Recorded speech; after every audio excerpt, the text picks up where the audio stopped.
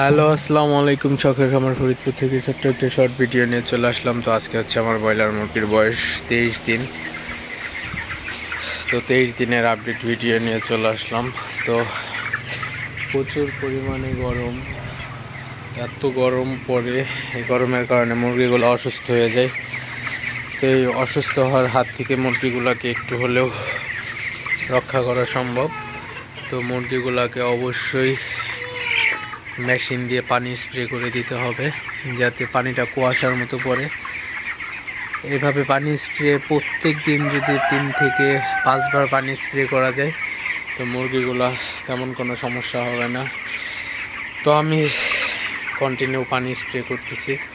এবং সবসময় একটা জিনিস খেয়াল রাখবেন, তো খাবার পটে যে পানি দিবেন, তো এই পানিগুলো অবশ্যই প্রত্যেক দিন মিনিমাম 3 বার চেঞ্জ করবেন দিনের বেলায়।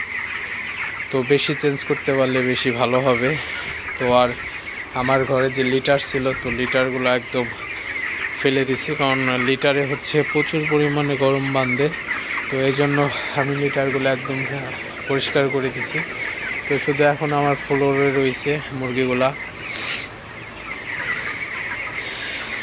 তো এখন আর কি একটু আগের থেকে একটু মুরগিগুলো আমার সেভ আছে। তো আমার 2 দিনে প্রায় 8-10টার মতো মুরগি মারা গেছে প্রচুর পরিমাণে গরমের কারণে। তো এখন হচ্ছে আমি পানি স্প্রে করি এবং হচ্ছে আমি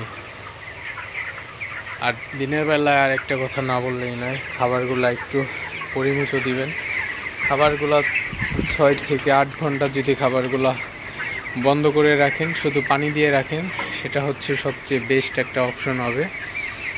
তো ফিড এমনিতেই গরম, তো ফিড খাইলে মুরগির প্রচুর পরিমাণে গরমের মধ্যে মুরগির সমস্যা হয়, স্টক করার একটা সম্ভাবনা থাকে। তো সবাই একটু খেয়াল রাখবেন, সচেতন থাকবেন, আর মুরগিগুলোকে একটু পরপর তাড়াই দিবেন। মুরগিগুলোকে একটু খেয়াল রাখবেন।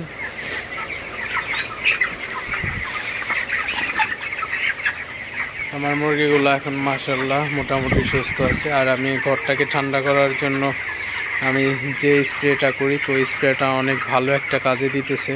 তো মুরগিগুলো এখন মাশাআল্লাহ খুবই সুস্থ আছে। তো ভিডিওটি বেশি বড় করব না, সবাই ভালো থাকবেন, সুস্থ থাকবেন। শখের খামার ফরিদপুর চ্যানেলটি অবশ্যই সাবস্ক্রাইব করবেন, লাইক করবেন, কমেন্ট করবেন এবং শেয়ার করে অন্য ভাইদের দেখার সুযোগ করে দিবেন। আর অবশ্যই সবাই সাবস্ক্রাইব করে অবশ্যই পাশে থাকবেন। ধন্যবাদ, দেখা হবে অন্য কোনো ভিডিওতে। ততক্ষণ সবাই সুস্থ থাকেন। আল্লাহ হাফিজ।